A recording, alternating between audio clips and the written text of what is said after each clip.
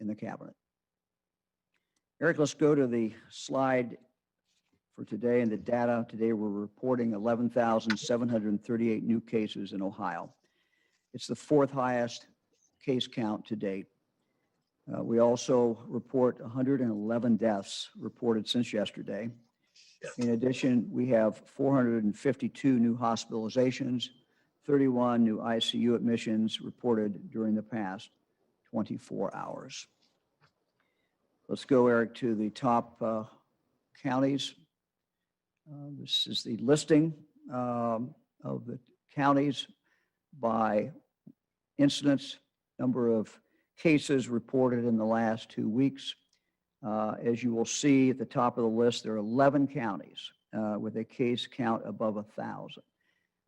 That means that within the last 2 weeks, 1 out of every 100 people in that county has been diagnosed and tested positive for the virus. So it's a very, very, very high rate. If you go to the bottom of the list, Holmes County, very bottom of the list. However, its case rate is still at 348, which is almost 3.5 times higher than the CDC's threshold for high incidence. So no matter where you live in the state of Ohio, you live in a county that has a very high rate of the COVID spread today. Let's look at our new map for today. Today's advisory system update. We have 5 counties continuing at purple. Those counties are Medina, Portage, Richland, Stark, and Summit. There are 2 new counties on the watch list. Those are Ashland and Guernsey. Noble, Harrison, and Washington are red for the first time ever. They moved from orange because their region flagged indicator number 7, which measures the number of people in the ICU and more specifically in the ICU for COVID-19. We'll hear more about this in just a few minutes from Dr. Vanderhoff. We continue to use this system as an early warning system. However, we are certainly in the middle of the storm now. And my advice to people, while we will continue to show these, it does inform, but the 2 things that you really need to concentrate on is how much spread there is in your community, how much spread there is in your county, and what is going on in the hospitals near you. Those are the 2 most important things. Let's turn now to Dr. Vanderhoff for some more information about why the ICU indicator is so very important, especially when the prevalence of the virus is so rampant throughout the state. And there'll be a slide, Eric is going to put a slide up here, which is our ICU utilization slide, which is showing exactly what's going on in the ICU. Dr. Vanderhoff? Thank you, Governor. As you know, our ICUs are where we care for our sickest patients. So it's vital that we always have some beds that are available. Therefore, when an ICU is more than 80% full, it's considered to be very busy. And when a very busy ICU has filled more than 1 out of 5 of its beds with just 1 diagnosis, COVID-19, there is so much COVID in that busy ICU that there may not be room for patients with other conditions. So when we look at the map and see that 5 out of 8 of our regions are tripping indicator 7, and by the way, the other 3 are very close, we know that not only are our ICUs very busy, they're very busy with critical volumes of COVID-19. Doctor, you want to reference zone 8, which is right here. It's the eastern side of the state, because that one is a particular, I think, interest at this point. 51% of the people in ICU are there because of COVID. Yeah, thank you, Governor. Those are very, very high rates indeed. It is, in my clinical experience, almost unheard of to have half of a busy ICU occupied by patients with a single diagnosis. And I think it really points to just how serious the impact of this virus on our hospitals is at this time. Doctor, thank you very much. We may be coming back to you in some questions, but I appreciate it. The next 3 weeks will really be the most important 3 weeks for all of us in this pandemic. We're heading into the biggest holiday season of the year, so much bigger than Thanksgiving. We're doing this while riding the biggest wave of COVID-19 that we've had so far. What each of us does in the next 21 days is really going to set the tone, set us on the path, good or bad, for the next year. Absolutely a crucial period of time. We cannot afford, on the very eve of a safe and effective vaccination, to further overwhelm our hospitals and healthcare providers with a holiday tsunami. As Ohioans, each one of us needs to take personal responsibility. We need to take personal responsibility for what we do not do in the next 21 days. We have an obligation to keep the pandemic from spreading, to keep our family and our friends and ourselves safe. Well, look, I get it. None of this is easy. This is very hard on everyone. Very, very hard. It's human nature. It's baked into our DNA. We're social people. We want to be with friends. We want to be with family. And I fully understand that. All of this pandemic, now approaching 9 months, has taken a terrible, terrible toll. Not just on our physical health, but certainly on our emotional well-being as well.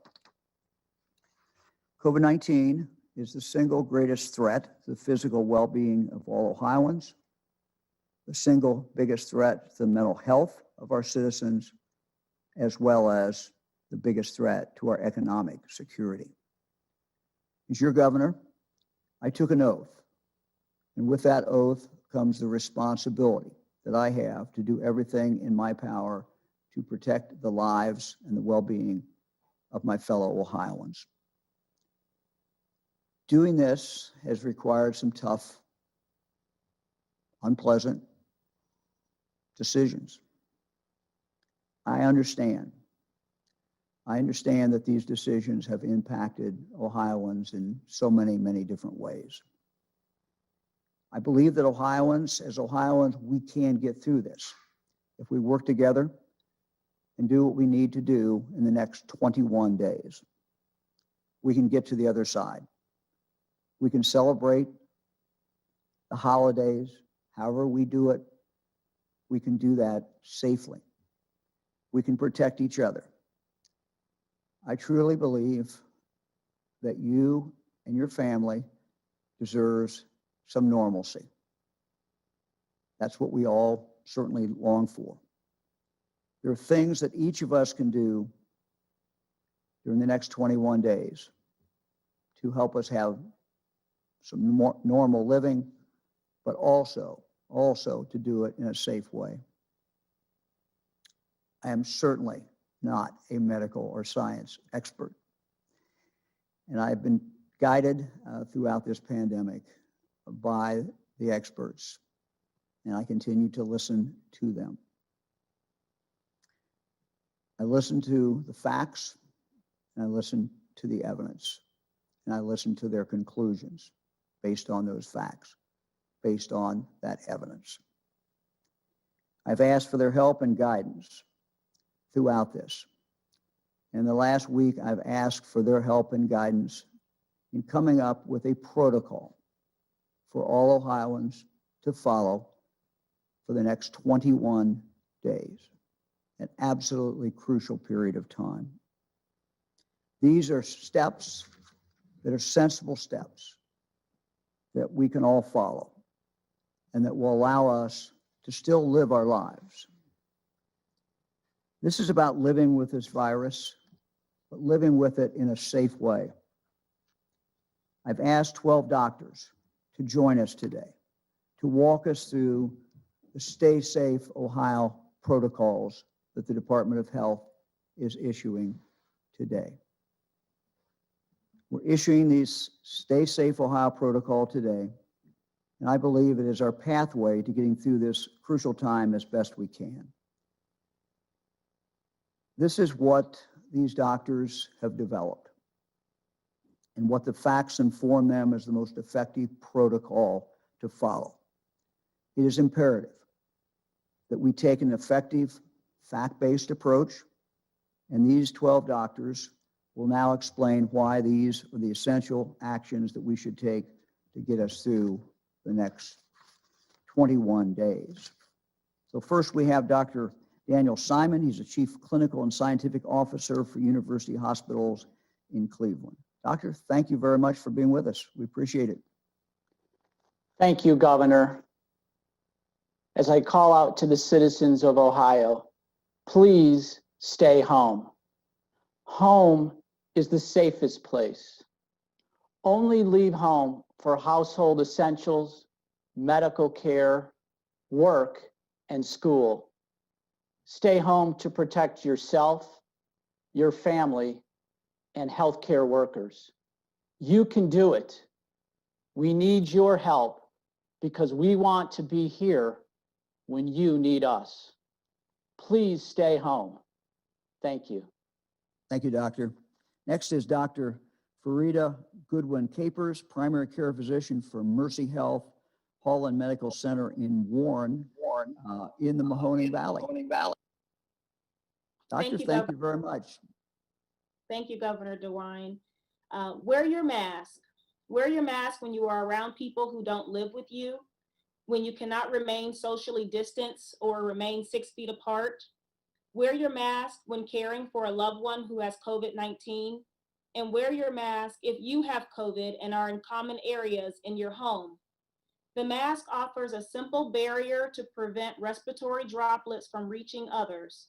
You must cover your nose and mouth for this to be effective. Since people don't always have symptoms or yet know that they have the coronavirus, consistent mask use will help prevent spread. It's the simplest, most compassionate gesture you can make to protect someone else. Thank you. Doctor, thank you very, very much. Next, we'll go to Dr. Jody Jerome.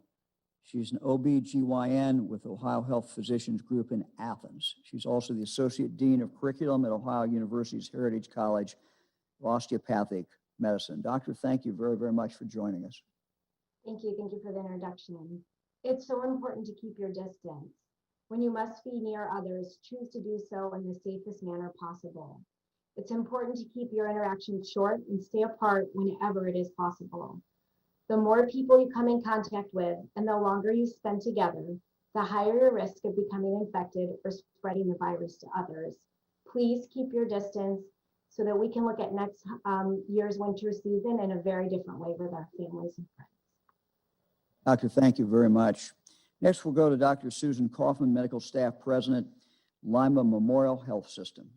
Doctor, thank you. Thank you, Governor. I wanted to talk with everyone about hand washing today and how important that is. The CDC says that's one of the most important things that you can do to protect your family, your children, your loved ones from disease and illness. The way you wash your hands is very important. You need to use soap and water and wash your hands for 20 seconds to get all the germs off and then rinse them clean. When you wash your hands after you've touched anything dirty, been in a public place, touched an animal, or before you prepare food. If you can't wash your hands, please use a sanitizer such as 60% alcohol solution for a hand sanitizer. That would be when you're pumping gas and you just don't have soap and water available. Also, avoid touching your face, your nose, your mouth, your mask when you're out with dirty hands. In conclusion, please don't forget to wash your hands, physically distance, wear your mask, and care about all those people in public places. Thank you. Doctor, thank you very much. Next is Dr. Roberto Colon, he is the System Vice President of Quality for Premier Health and Associate Chief Medical Officer at Miami Valley Hospital in Dayton. Doctor, thank you. Thank you, Governor. We want to also encourage everybody as much as possible to be working from home. We know that this pandemic has created a new opportunity for many to be able to start working remotely. And this is a way for us to be able to reduce work-related exposures. Touching in with that would be the ability to move a lot of our meetings from face-to-face in a room to a virtual environment. This allows us to still stay connected to one another in our work environment, but maintains that safe environment. And we want to be able to reduce the amount of exposures and be able to protect everyone.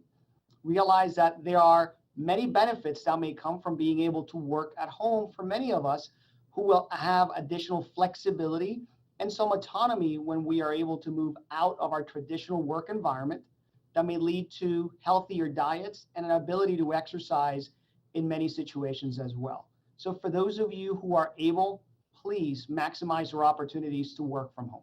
Thank you. Doctor, thank you very much. Next is Dr. Virginia Holokonova, Chief of Staff at Paulding County Hospital. She's once again stressing the importance of staying at home. Doctor, thank you for joining us.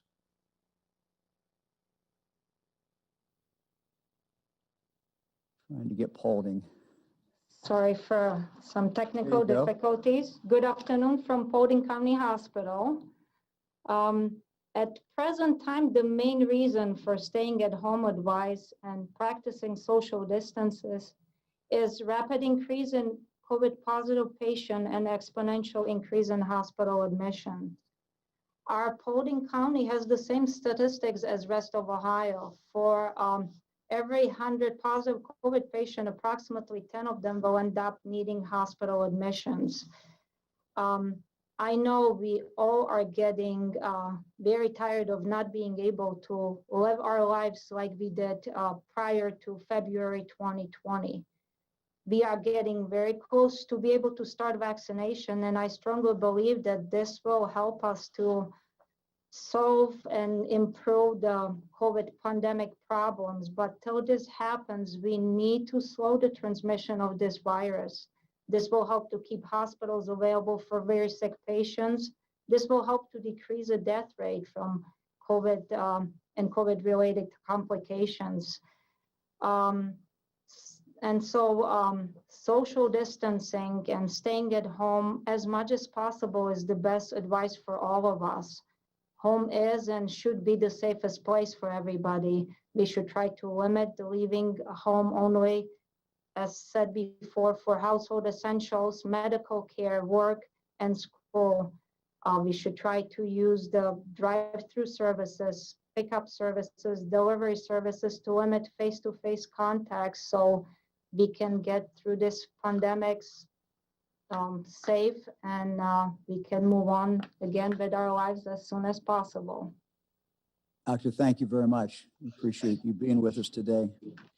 Next is Dr. Jennifer Wall-Forster. She is the Associate Chief Medical Officer at UC Health in Cincinnati. She's also an Associate Professor and Infectious Disease Physician at UC College of Medicine. Doctor, thank you very much for joining us. Thank you, Governor. As it gets colder here in Ohio, we get closer to so many wonderful holidays. And at its core, the holiday season is about giving of ourselves and caring for one another. What better way to show that you care than by keeping each other safe and healthy?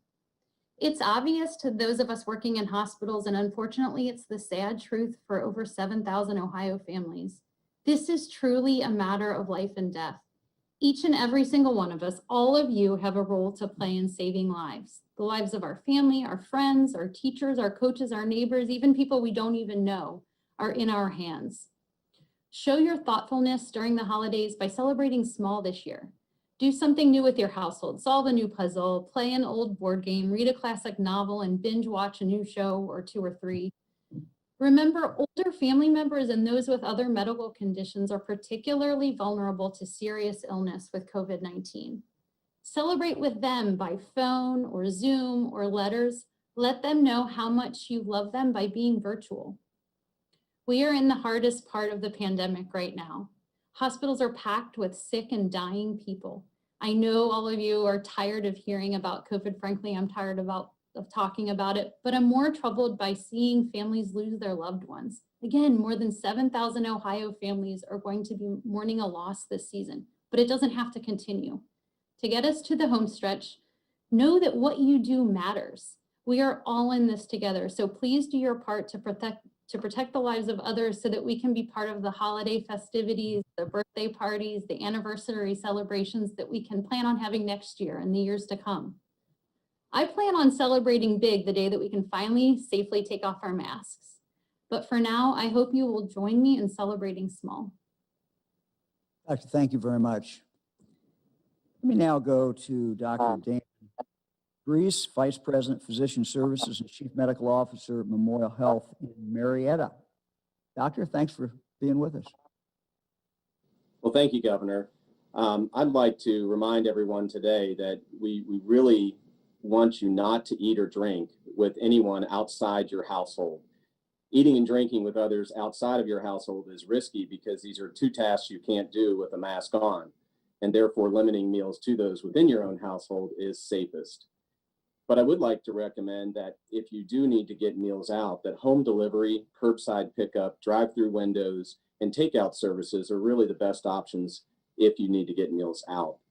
We need your help, Ohio. We definitely need your help to get through this. We can do it. We can get through this phase together. So please don't eat or drink with anyone outside of your household. Thank you, Governor. And on behalf of Memorial Health System, we appreciate you allowing us to participate today. Doctor, thank you very much.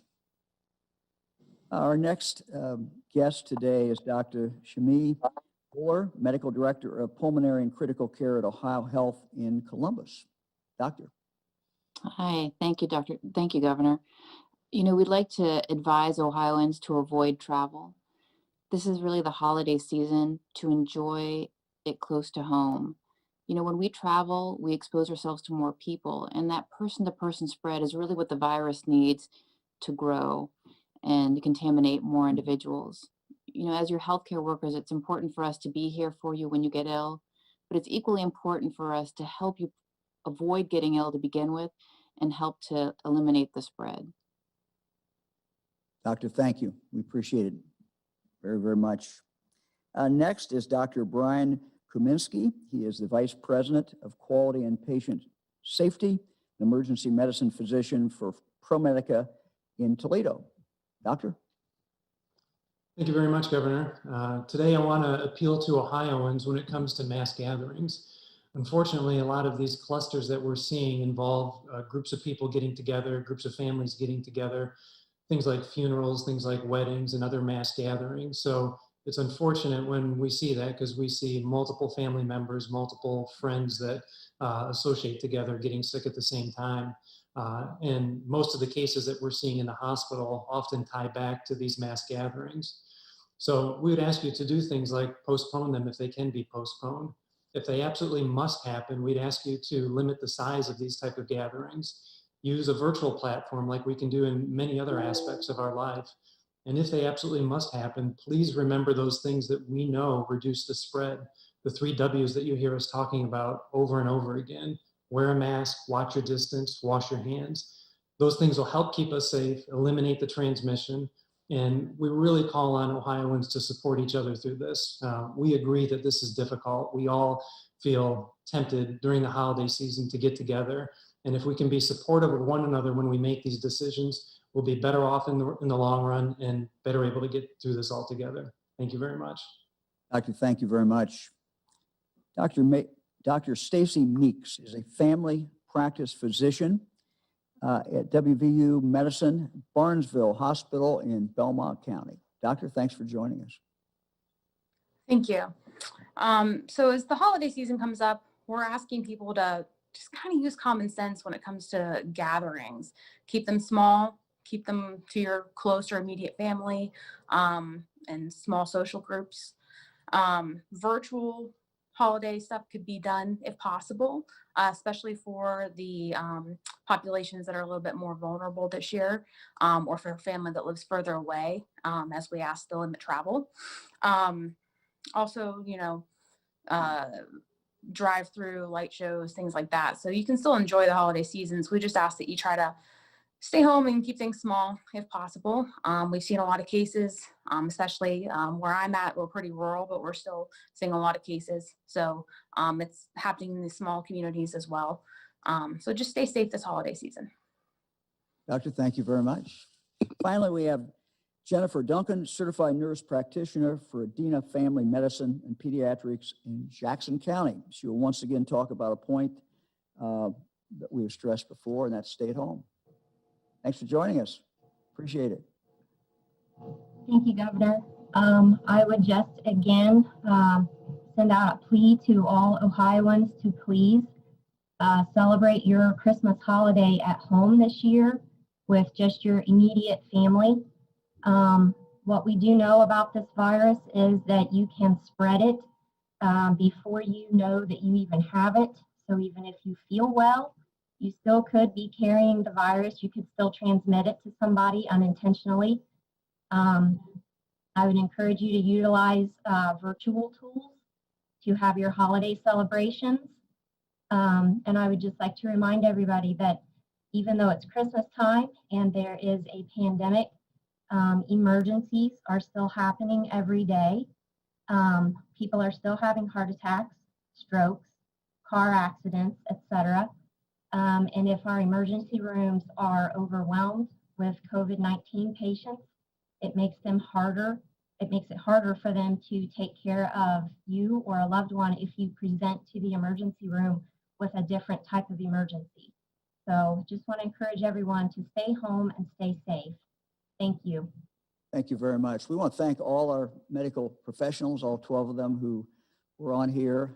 We appreciate it very much. We appreciate the advice that we get from them and that we get from doctors, medical professionals, health experts across the state. We appreciate that very, very much. These will be posted. Stay Safe Ohio protocol, Department of Health is issuing today. Those will be up on our webpage. Those will also be appearing in newspapers, and those will be available. These are really the essential things that we're asking people to do in this really crucial upcoming 21 days. 3 weeks ago, the Ohio Department of Health issued an order that requires Ohioans, with some exceptions, to stay home from the hours of 10 p.m. to 5 a.m. We did this because we needed to relieve pressure on our hospitals, our strained healthcare system.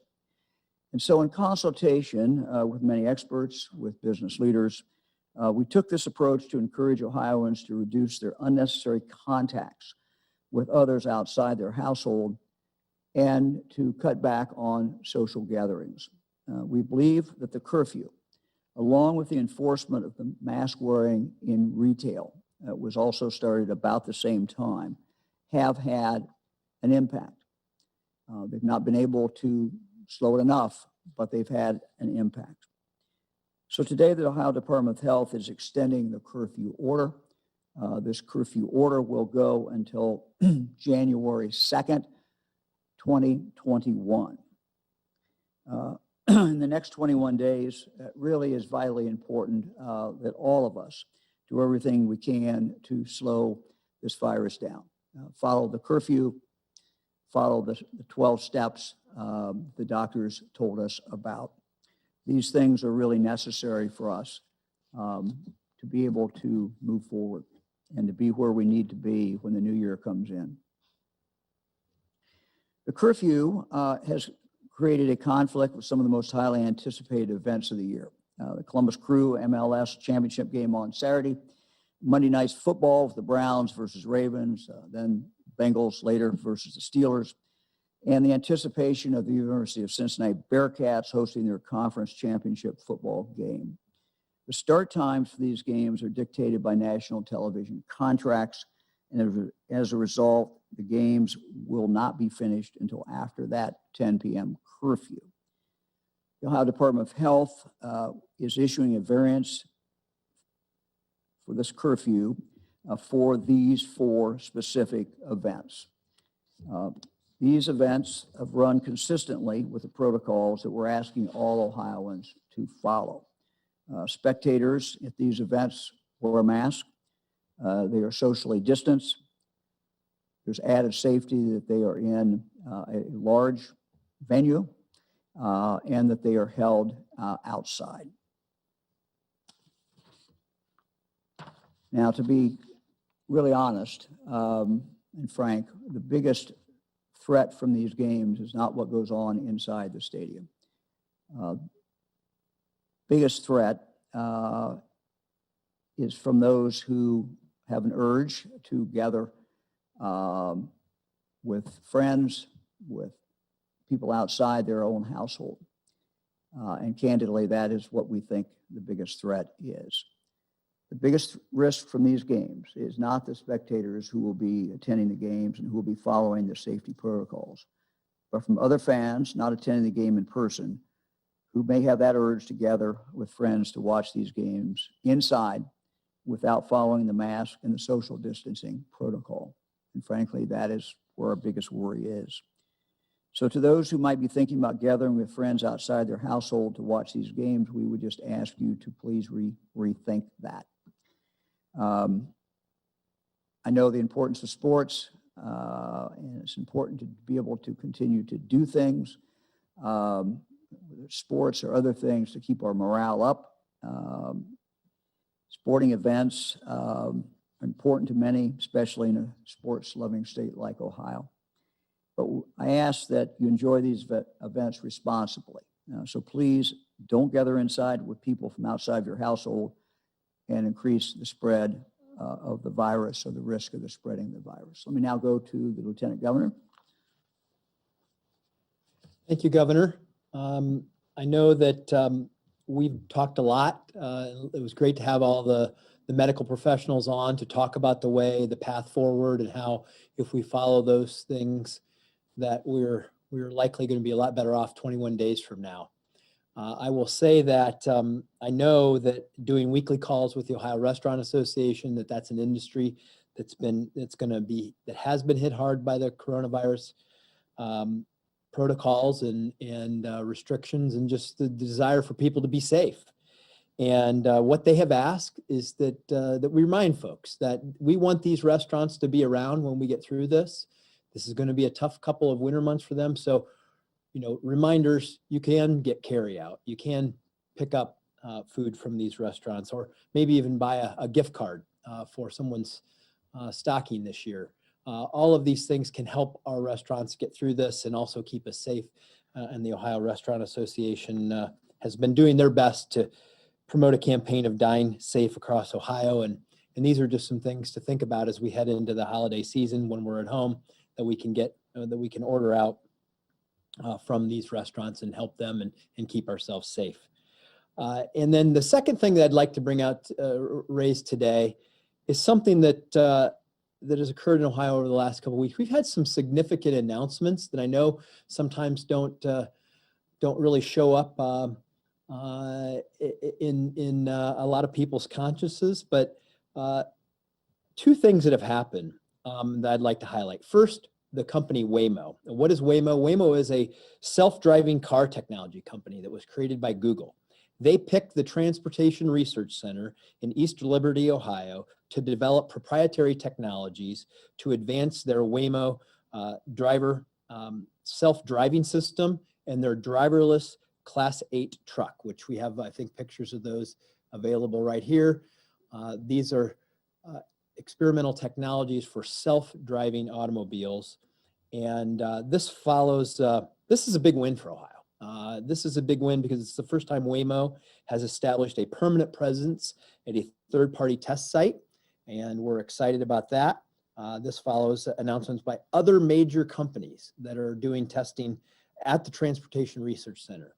Very important. And then this morning, we were on a virtual ribbon cutting where we welcome visitors from around the globe to Springfield, Ohio, at least virtually to Springfield, Ohio, to take advantage as we watched a couple companies make announcements that they're going to come to Springfield to take advantage of the Ohio Department of Transportation Sky Vision capabilities and the Ohio UAS, the Unmanned Aircraft Systems simulator and charging facilities there.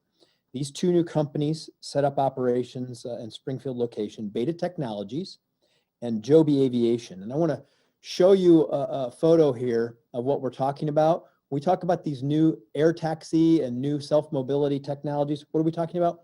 Essentially flying cars. And that's what, we refer to them as. They're essentially flying cars that are the latest innovations in transportation. And I know, Governor, that you will appreciate this, that this is just right up the road. This operation in Springfield, Ohio is right up the road from where over 100 years ago, the Wright brothers tested their new aircraft at the facility there at Huffman Prairie. Why do I raise this? Because we are hopeful that we're going to use these protocols that we talked about to get through 2020. We're going to get the vaccine out there, and 2021 is going to be a year of recovery.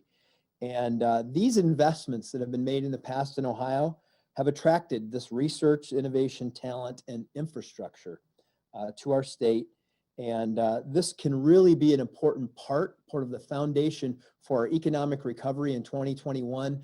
And we really welcome these new investments from companies who are outside of Ohio, who are bringing their investments to Ohio to start brand new innovations, brand new companies, brand new technologies that we hope will benefit Ohioans for generations to come. So, Governor, a little bit of optimism as we head toward 2021, and I wanted to make sure everybody was aware of those new announcements and investments. Thanks, Governor. Well, that's great news. Thank you very much, Lieutenant Governor, and we'll now go to questions. Governor, first question today is from Laura Hancock at cleveland.com. Hi, Governor. Sure. One of your physicians had said that we shouldn't eat or drink with people outside of our households. How is this going to keep restaurants open?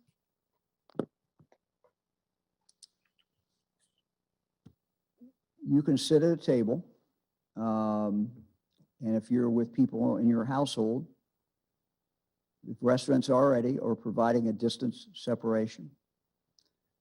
So what it means you should not do is have a table and have 3 different couples or 3 different families together. So, that's it. It's pretty basic. There's nothing in this 10 things that we've listed that is fundamentally new, but it's putting them together in one place so that people can look at them and see this is what, to be safe, to live with this virus until we're able to wipe it off the map. These are things that we need to be doing to stay safe. So it's consistent. It's not consistent with a bunch of people from different families or different households coming together and sitting at one table at a restaurant, but it is consistent with sitting at a table with people from your family, people who live in your household. Next question is from Scott Hallis at the Xenia Daily Gazette. Hi, Governor. How are you? Good. So the state has been very lenient with the school districts, letting them kind of make their own decisions about whether to stay open, whether to close, go remote. And a lot of them are doing that in consultation with the local health departments. Do the county departments of health actually have authority to just go in and say, okay, we don't like the numbers, you guys have to go remote, or you have to go fully virtual or some hybrid form? Do they have that authority? Well, I think every school district is listening to to their local Department of Health, and I would advise them to listen to them. I think that depends, Scott, on whether it's an order, a health order, or a health advisory. Health advisory, people need to factor that in and listen to it and understand what the health department's saying. The local health department, if it's a health order, it becomes an order, and it is that. Next question is from Karen Kassler at Ohio Public Radio and Television. Karen. Hi, Governor, how are you? Good. I wanted to ask about the federal funding that you've asked for from the CARES Act and future federal funding. Would that funding potentially change the way that you handle maybe future or health orders, maybe even future shutdowns, if you knew that there was funding coming along that would help some of those businesses? Yes, it might. Yeah, it might. I mean, you got to look at all the facts. You got to look at what all the ramifications are from everything that you do. So I don't know that, Karen, I don't know if it will impact anything. I don't know, we don't even know at this point what's in a bill. of what bill will be passed. We keep praying that there will be a bill and that will be passed. And I stay in touch with Senator Brown, Senator Portman, and the other members of the congressional delegation.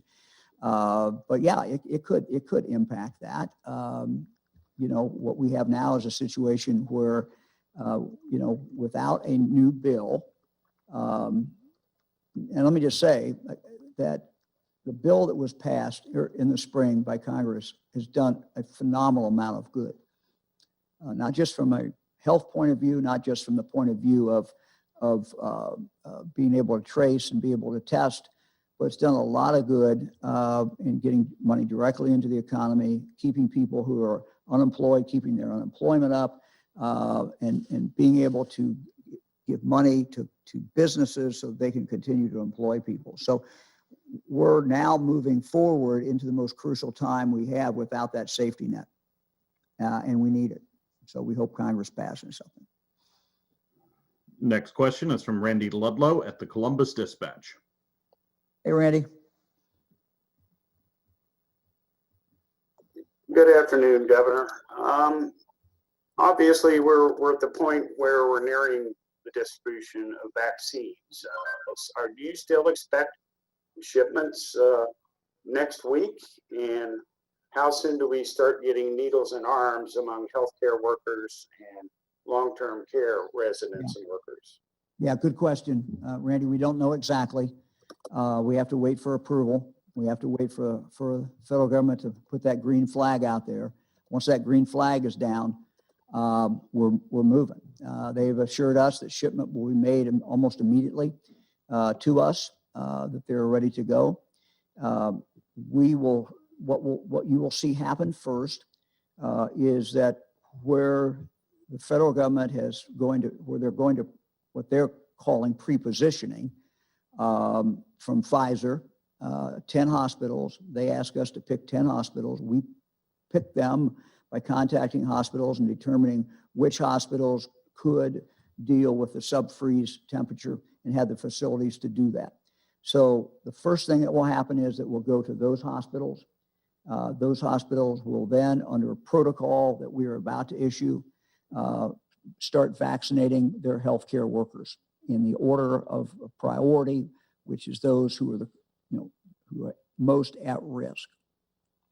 As far as the long-term care, we are operating under a restriction that we cannot start long-term care until the 21st of December.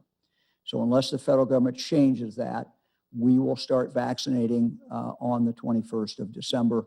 And that, again, will be from the Pfizer shipment. And those shipments will go directly to the 4 drug companies, retail drug companies, that will be administering these to people in congregate care settings, starting with the nursing homes. So that's the best I can tell you as far as the timing.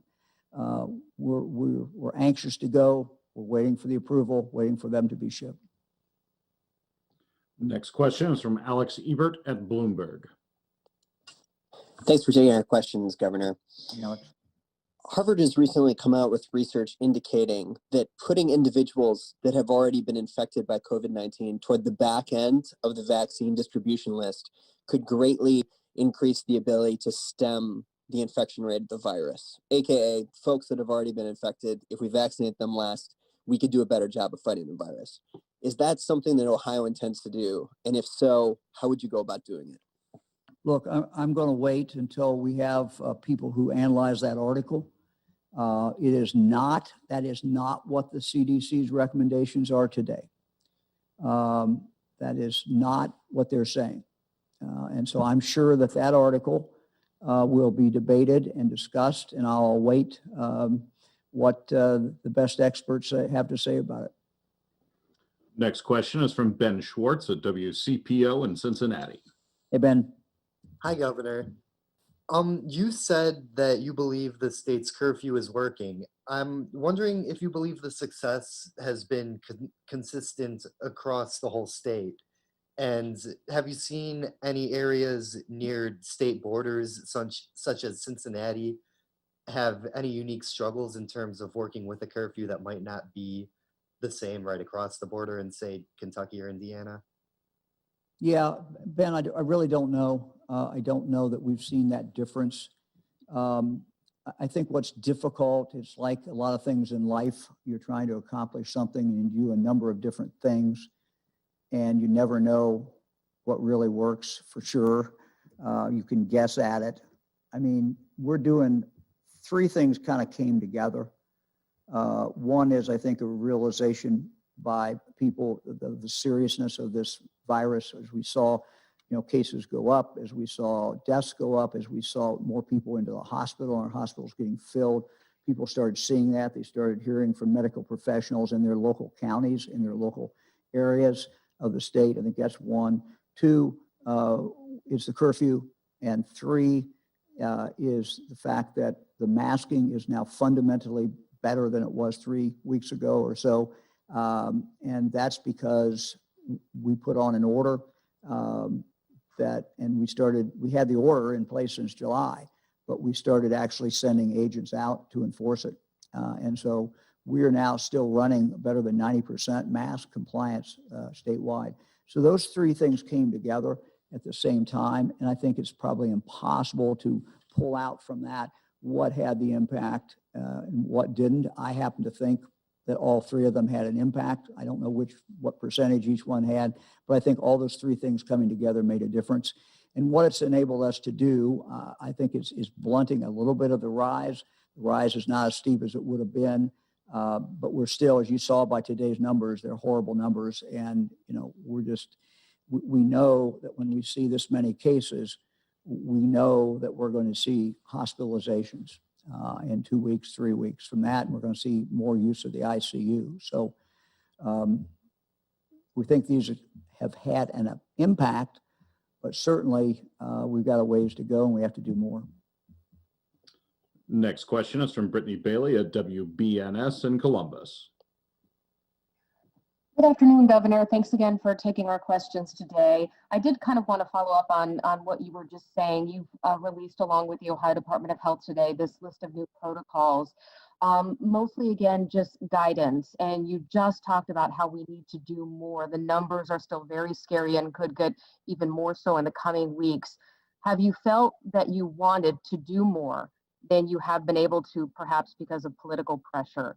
And if in your ideal world, what would you be asking or enforcing Ohioans to do right now?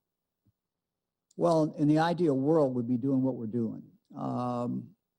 It's certainly not ideal to start closing things down. There's ramifications that come from that. I think with the 12 doctors that we had on today, I mean, it's a pretty blunt appeal to people. This is our pathway. This is what we need to do to set us up to go into the new year. No one ever wants to get the COVID, but with help on the way, with the vaccine on the way, what a great, seems to be almost an extra tragedy if someone gets the COVID now and does not survive. When we know that help is right around that corner. In fact, we're starting to see the light coming at us. So that would be the real tragedy. And I hope that that's a great incentive for all of us to say, look, we're going to enjoy Christmas. We're going to celebrate, but we're not going to celebrate the same way because we want to be here for the next Christmas. That's a big incentive, I think. Next question is from Jack Windsor at WMFD in Mansfield. Hey, Jack. Hi, Governor. Two-part question regarding hospital capacity. First, hospital workers are an issue. We're hearing that healthy doctors and nurses, obviously along with the sick, are being quarantined. We've known for almost 10 months there'd be a need for more labor and space now. Both were drastically diminished from early policy decisions. We've known that we'd need to reopen closed wings, utilize temporary units we created in the beginning, and keep caregivers working. So what are hospitals doing about the need for labor and space, and how are you holding their leaders accountable since 94% of Ohioans are masking and 97% social distancing? Second part of the question, you called President Trump early in the pandemic about Battelle and got their technology approved. Would you consider getting on the phone with the president and demanding that federal authorities change protocol on therapeutic drugs that have been shown to deter severe effects of COVID when administered early and get them to people on an outpatient basis? Thank you. Yeah, I'm going to let Dr. Vanderhoff answer those. Doctor, you want to talk a little Yeah, bit about thank you. hospitals and therapeutics? Yeah, so let me begin first with your question about hospitals. It's a very good question. It's a question that our hospitals and health systems have been looking at from the beginning of the pandemic. You know, early on, the issue really was an issue that related to the space and the supplies that we needed to be able to safely care for patients with COVID-19. And we rapidly responded and stood up a whole variety of capabilities. And the Battelle capability is one of, I think, the great examples. It was an example of incredible innovation in Ohio, and incredible cooperation across the state and across healthcare organizations in the state working with industry, in this case, Battelle. But now, as we've moved forward, you're correct. The issue really is not the space and the stuff. Our hospitals, in fact, have been able to activate units. They've been able to repurpose units and physical capabilities extremely rapidly. It's really been the issue of personnel. And here's the challenge. Healthcare personnel are not people you take off the street and put at the bedside. Preparing healthcare providers of all sorts of definitions requires a lot of training, a lot of preparation, certainly more than can be accomplished in a matter of months. Now, organizations across the state from the beginning of this pandemic have been working with educational institutions to accelerate training programs. We've been looking at innovations in terms of safely orienting healthcare providers at the bedside, cutting time off of that by using some innovative models to assure that we do that safely. And I could go on and on. The issue really is about helping to prepare a workforce, but doing it safely as you do it rapidly. In terms of therapeutics, there actually has been quite a bit of work going on in the state looking at how we can take therapeutics that have been clearly demonstrated and approved by the FDA for use in the outpatient arena and applying them there. And I'd point today as the best example to the 2 monoclonal antibody therapies, which are available in Ohio and which are being utilized pretty broadly across the state. Those are therapies that the research has shown very clearly are best suited to the outpatient arena. Some of the other therapies that we're using in the hospital, unfortunately, the research primarily points to their impact on sicker hospitalized patients. And the one thing we've wanted to do is avoid getting ahead of the research. Doctor, thank you very much. Next question is from John Reed at Gongwer News Service. Good afternoon, Governor. Hey, John. This question's for you or Dr. Vanderhoff. With the weather getting colder and people still wanting to gather, I mean, we spent the summer seeing people, you know, visiting friends outside, hanging out in the yard, things like that. We've seen a lot more people on, say, a screened-in porch or in a tent or in a kind of enclosed area outside that might not have great ventilation. As people are coming up with their plans for the holidays, things like that, what should they be looking at for safety? Is just being outside safe enough? Well, I'll take a swipe at that and then let the expert talk about it. But I think ventilation is very important. We've learned more about ventilation. It's basically, I would look at as the exchange of air. We've learned that this is important inside. That there, you should set your air conditioner, your heating system, so that there's significant exchange, more exchange. So while outside is better, I suppose if you're in a situation that you're in a place where there's not much exchange of air, that probably is not a great thing. Doctor, I'll turn it over to you. Thank you, Governor. Actually, I think the Governor answered the question extremely well. The one additional point I'd ask people to consider is, look, in whatever space you're in, think about how many people you've got in that space and how much ventilation you think you can achieve in that space. We really at this time of year just cannot have crowds, whether it's in an outdoor tent or inside with windows open. The ventilation issue, as we've learned more about the way that this virus spreads, which is through the air, is really, really an important one.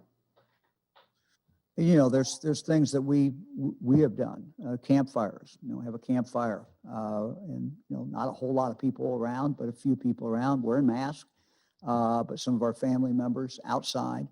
So I think these are things that, we all can do. Again, it's a beautiful day today, but, it's obviously getting colder, and that's tougher to do as you go forward. But whatever can be done outside, where you've got that air movement, is certainly a lot safer than doing it inside. Next question is from Adrian Robbins at WCMH in Columbus. Hi, Governor. Thank you for taking questions today. Reading from your Twitter last Friday, it says the curfew mask wearing retail inspections have helped, but they haven't helped enough. We'll have to do more. We don't have a choice.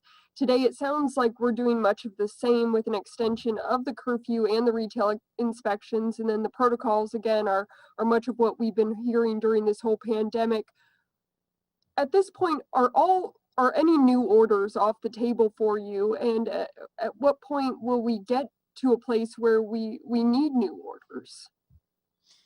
Well, I have a lot of faith in the people of the state of Ohio. And if you looked at what happened at Thanksgiving inherently is a gathering of people, and inherently you're going to have more spread.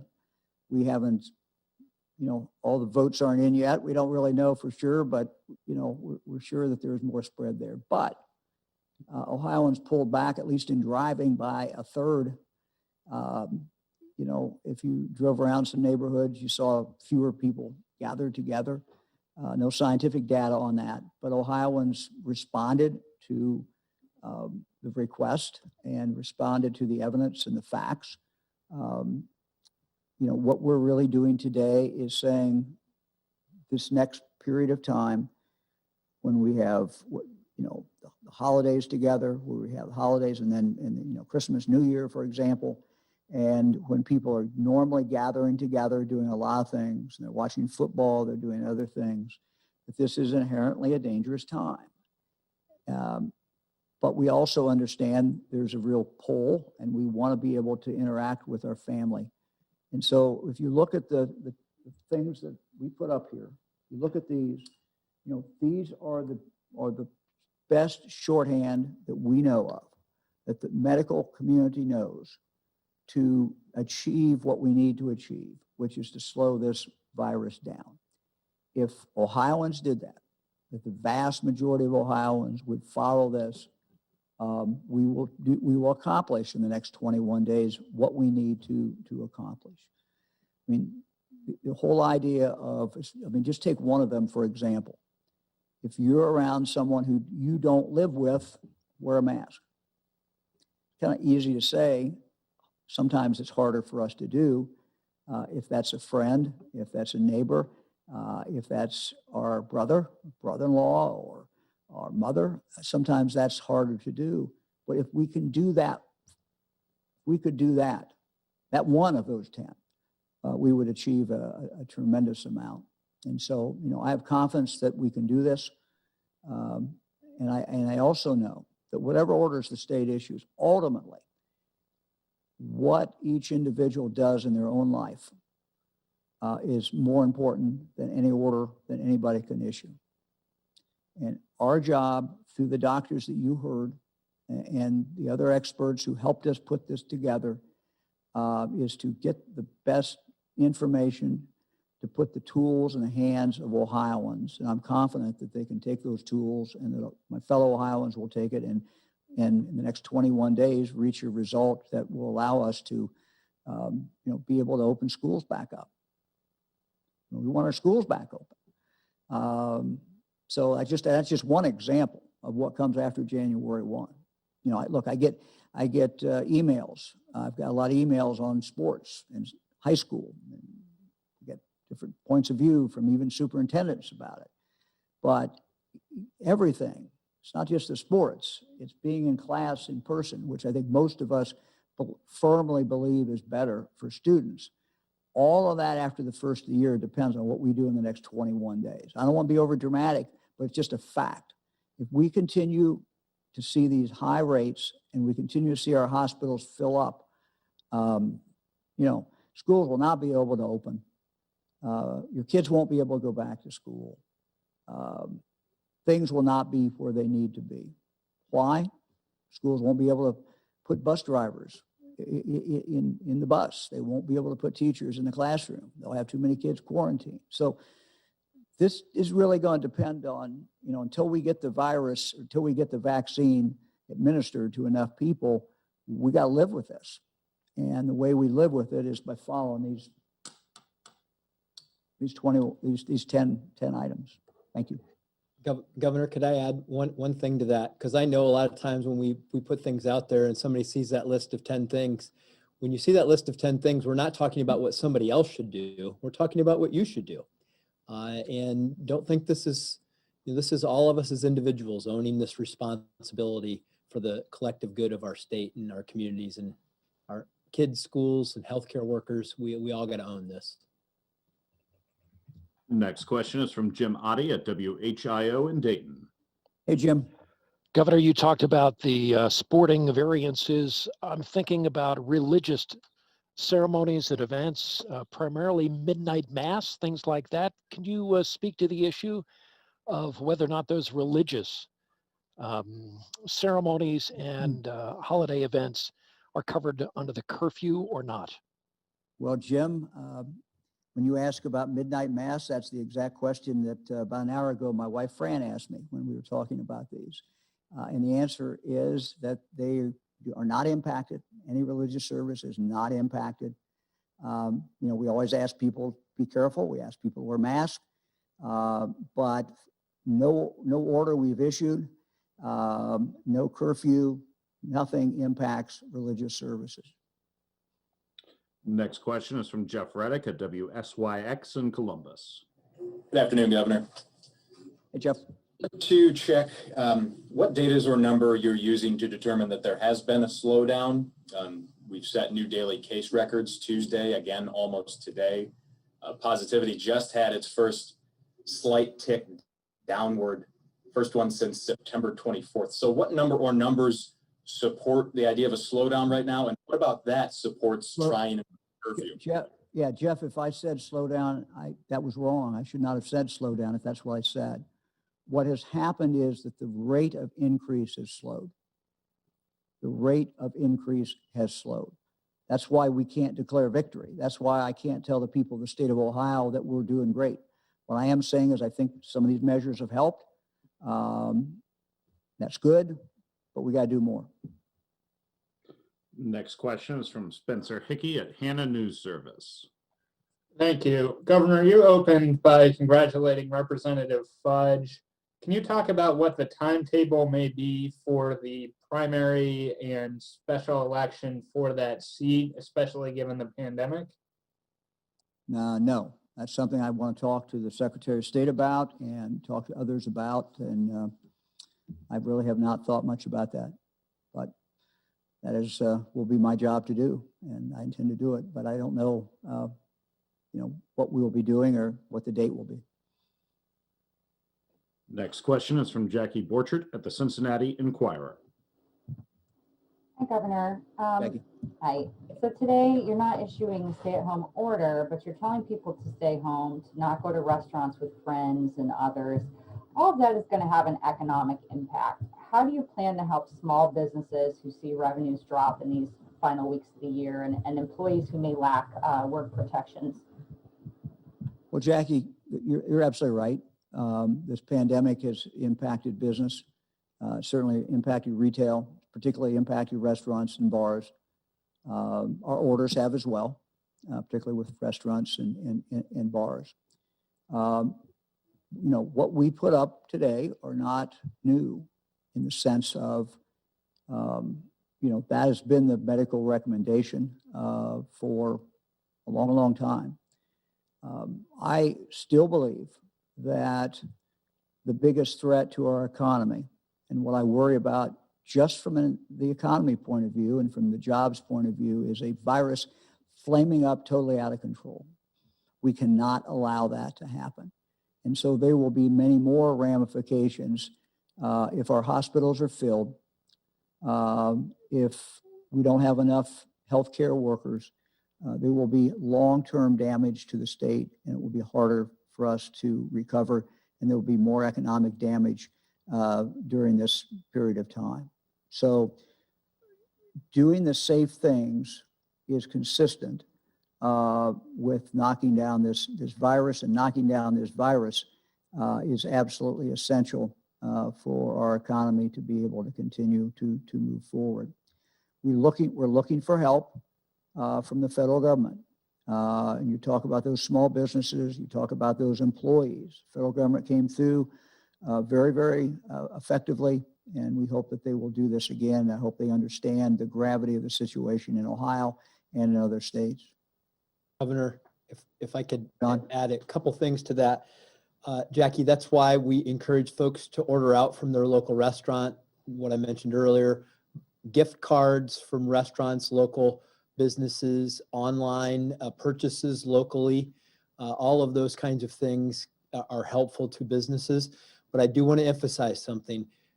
Presently, $5 billion in rebate checks from the Bureau of Workers' Compensation are starting to land in the bank accounts and in the post office boxes of businesses across the state. That $5 billion is more than all of the other relief that the state has provided to businesses during this pandemic so far. This is a huge amount of inflow of support that's coming, we hope, at the exact right time. We do need federal help with another round of PPP. That would be, if we could get that done this week and businesses knew they had that lifeline, that would be fantastic. But just know that those dollars are landing in the bank accounts of businesses, small employers, job creators across the state right now, which we hope will have a major impact. Next question is from Andrew Welsh-Huggins at the Associated Press. Hi, Governor. Andrew. Somewhat related follow-up question, I think for you and or the Lieutenant Governor. Could you just address we saw this week a pretty big spike in initial unemployment compensation filings, and also the continuing claims have ticked up a little bit. And, you know, I still hear from individuals who are struggling to navigate the compensation system. A woman I spoke with recently who was overpaid by accident and now months later still struggling to deal with that situation. So if either of you could just address the fact that those claims do continue to go up, and then just again the issues some people are having with the system. Sure. You want to take that, John? Sure. Thanks, Governor. And Andrew, it's been a challenge all along because of the number of fraudulent claims that are being filed, which has slowed down the processing of people's requests, because we have to do the extra due diligence to check those claims to make sure that they're legitimate and we're only paying legitimate claims. So that has been a big factor in the last few months of navigating that system. And I will also make mention of the fact that we've seen overall the unemployment rate go down. A lot of that is not because jobs are being created, it's because people are dropping out of the workforce, because moms might have to stay home to take care of children who are not in school, things like that, which has put a lot of strain on folks. And that's why this has always been a balance for us of trying to account for the health challenges that COVID presents and the economic challenges that COVID present, so that we're getting people the relief that they need. It's why these BWC checks, dividend checks going out, are going to keep businesses open that otherwise would be closed. They're going to stop people from getting laid off that otherwise would have been laid off. And these are the essential pieces of that safety net that we're trying to build, and grow the economic pie at the same time in fighting COVID. So these are the struggles we face. we've upgraded, we've continued to try to upgrade the technology at the unemployment comp system, trying to help people navigate it, trying to prevent the fraudulent claims from occurring. Those are just a list of some of the things that we're looking at and been doing as this pandemic has proceeded. Next question is from Laura Bischoff at the Dayton Daily News. Hey, Laura. Hey, Governor. Could you describe for us what kind of marketing campaign Ohio is going to be doing to convince Ohioans to get vaccinated, especially in the minority community where distrust can run really deep? And also, could you tell us where the 50,000 DRC prisoners, where they will be in line for vaccination? Yeah, I can't tell you the second question. We've really not gotten to beyond A1, but we will be doing that. And as soon as we do that, we certainly will make that public for everyone.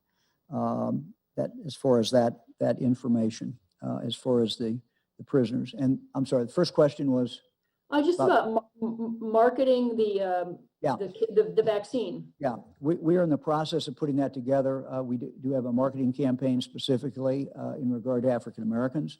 We have also a general marketing campaign as well. I will say, and I told our team this, I may be proved to be wrong, but while it's important for us to do this in Ohio, I think people will be more influenced, frankly, by what they're reading in the media, by what they're seeing, by what they see when they see a doctor on TV, when they hear what the FDA is doing, the nightly news tonight, what they see in the news tonight when they turn on or when they pick up the Dayton Daily tomorrow and read the stories about what the FDA is doing today. I think all those things go to people's decision making about whether to take the vaccine. I think a lot of people are taking a wait and see attitude, and that's okay. There's nothing wrong with taking that attitude at this point. I think the transparency at which this process takes place, I think, is important, and that it is available today. People can watch what's going on, is my understanding. I haven't seen it myself, but the people can watch that. So I think it's going to be the cumulative effect. I think it's also going to be seeing frontline health workers and seeing them get the vaccine. And then frankly, by the time we get beyond the frontline health workers and people in congregate care settings, we're going to have seen a lot of people have already got it. And I think we should not also forget that a lot of people have already received this vaccine in the trial. And they're basing, a lot of what they're telling us on these people who have gone through this trial, and this is the way it is normally done. So I think it's a work in progress, and I think people will make rational decisions and will process all the information that comes in, and we certainly will be out there talking about it and messaging it as well. Next question is from John London at WLWT in Cincinnati. Hey, John. Hi, Governor. Are you contemplating any changes to winter indoor sports? And how soon, this is something our viewers want to know, how soon will relatives get to see their loved ones in nursing homes once those relatives and loved ones are vaccinated with both shots? Yeah, that's a good question. We don't know the answer to that yet. As far as nursing homes. Now, as you know, nursing homes there's visitation. It's a limited visitation. And sometimes, as I've heard from people, it's an unsatisfactory visitation. But for the last few months, we have opened it up. First, we did in the summer with outdoor. Now we've opened it up. And of course, it ultimately then is up to the nursing home today. But your question is a very good one. I don't know the answer yet. I think we're going to have to see and get advice from medical professionals, in regard to that. As far as winter indoor sports, let me talk about that a minute. I have received in the last 5 days a lot of emails from superintendents, and some have said to me, please let us make the decision about what our team plays, basketball or whatever the indoor sport is. Don't take that decision away from us. I've had a number of them also tell me, you need to make this decision, Governor, because it's difficult for one school to make that decision, and there needs to be some uniformity.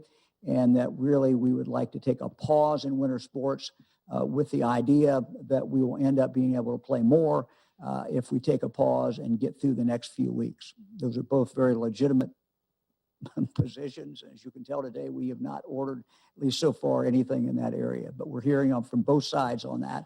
And, the thing that I would say is we have asked the schools, be very careful. Focus has always been from going back, clear back when we were dealing with the NCAA back last March. We never closed the NCAA games. What we said is don't have spectators. And so we've always put a premium on people being able to play the game. What we've said to our high schools and junior highs is kids can play. That's your decision whether they play or don't play. But you should limit the number of people who are spectators. We would highly recommend those be limited to parents so that parents can go and see their child play, but not open it to the general population. And again, that comes back to the fact that these are indoor activities. Next question is from Kenny Bass at WCHS in Charleston, West Virginia. Kenny. Hi, Governor. I'm not an epidemiologist nor a medical expert, and I'm not criticizing any actions you've taken nor questioning your constitutional or gubernatorial authority. But there are many questions that very smart, intelligent people have raised about curfews and about restaurant limitations and bar limitations, et cetera. And that the reason that stuff can't be tracked mathematically or scientifically is because that data just doesn't exist. So this may be a strange question, and I apologize, but how much of science and medical and what we know to fight the virus from all the experts is driving you to make decisions? And have you had time for self-introspection to ask yourself, how much is it the human nature of wanting to do something to stop the spread, even if it might not be the most scientifically based or proven to be effective? And that's not a criticism, because that's human nature to want to do something. Have you had a chance to look at yourself and say, what am I doing here? And yeah, have you looked at that? I'm not much good at doing introspection of what makes me tick, but I'll try. I felt since the beginning of this pandemic that there's a real sense of urgency, and I think the lesson that you learn from prior pandemics and anytime you have a situation like this is the earlier you can move and the faster you can move, the better you are. So we try to take the things that we know will make a difference. Those are maybe easier. The things that we think will make a difference maybe are not as easy. But let me take an example, because it was in your question, the curfew. What the curfew is based upon is science. It's not based upon an example where a curfew was put in at this time and therefore there was this drop, although there may be some evidence of that. It really goes back to what the doctors tell us, and that is this virus is spread by contact. If you can reduce contact, you're going to statistically reduce the spread of the virus. So if you can cut down on the time that people are out mingling, you're going to knock it down. A prime example is if you look at what happened in March, where that really was it was really, things shut down. And what you saw was dramatic decrease, 50% decrease in ODOT numbers, Ohio Department of Transportation numbers. And so it means just people are moving around less. When they're moving around less, there's less spread. So you set at 10 o'clock. Somebody said, well, what about 9? How about 8? How about 11? Yeah, you could have picked any of those. We were trying to get a balance. And the balance is, to allow people to do some things, to allow businesses to stay open to some point, but also to pick up something and have less contact. And so you make those decisions. There's nothing magical about 10 o'clock other than we knew that would have less contact with people. And that's you make these decisions on the best evidence you can. I also talk every single week to the health directors. and they're not shy. They tell me exactly what's going on in their county. They tell me where they think they're seeing the spread, and I rely a lot on that because they're the ones who are on the ground. They're the ones who are talking to people. They're the ones who have the evidence. And so all of these things kind of get mixed in, and we make decisions that, you know, we hope make a difference, but also that does not, you know, destroy people's lives in other ways as well. Let me now go to the best part of this last hour and a half. That is my wife, Fran. And one of the things that Fran and I both care about a lot is the problem of food scarcity. I first learned about this problem with my friend Tony Hall many, many years ago. He was a congressman from the Dayton area who was a real champion of this challenge. The challenge continues during the pandemic. It certainly is, it continues to be a challenge. Fran? So the need certainly is great. And the Ohio Association of Food Banks serves Ohioans in all 88 counties. You know, they are our friends and our neighbors. You know, it's important to note that this year, since the pandemic started, that nearly 3 out of every 10 people served by these food banks has never done this before, has never had needed a food pantry before. So today we want to take you to the Mid-Ohio Food Bank, where the Ohio National Guard members are assisting in this effort.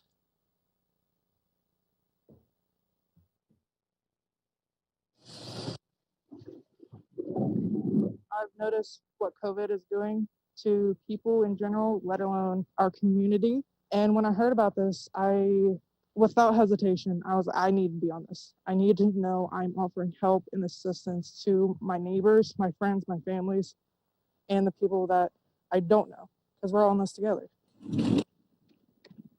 This is my first mission at the Mid-Ohio Food Bank and in general. We are here serving families in the community and actually throughout the state. And we are, as soldiers of the National Guard, are providing help and extra hands for the food bank in general. Good morning, ma'am. After the pandemic hits, we see that a lot of people having problem with losing their jobs, a lot of people not working, and us wearing this uniform represent to help the people of Ohio at the same time, you know, the American people in large. There is people coming for the first time, and we usually have some days like we have 50 people. They're new, and the number keep increasing. But every week we have like 50, 100, or 200 families, new families, every week. And we keep doing what we're doing, and we keep helping them. So we don't question anybody, it's their lives, but we are here if they want it. The food, the help, the assistance, a smiling face that they probably haven't seen in a long time. You're welcome, anytime. That's what we're here for. We offer diapers, dog food, cat food, because people have animals that they treat as children, as family. And if they're not able to feed them, that's a whole new consequence of what COVID has provided. I know as of right now, in our tent that we use, there's flowers. So as a positive, we provide flowers for our people, for the community. And this is for you, ma'am. You're welcome. It's just as a little thank you, as a little pick-me-up. Like, other than food, we know that other things are going on, but this is for you. Working here in this mission is something that you face the reality of how people are struggling with this COVID-19 and how you put a smile on people's face and hope and make the children happy and give everybody a sense of hope. This has brought us together to know that we are all human. We all are going through things, and we all aren't able to get through something so difficult alone. We don't have to get through this difficult time alone. You know, Ohioans are both generous and resilient. Since March, the Ohio National Guard has just distributed more than 79 million pounds of food around Ohio. So if you need help, or if you can give help, go to ohiofoodbanks.org/coronavirus. There, you can find the closest food bank to receive help, or you can donate specifically to your local food bank to the people in your very own community. Thank you. Thank you all very much.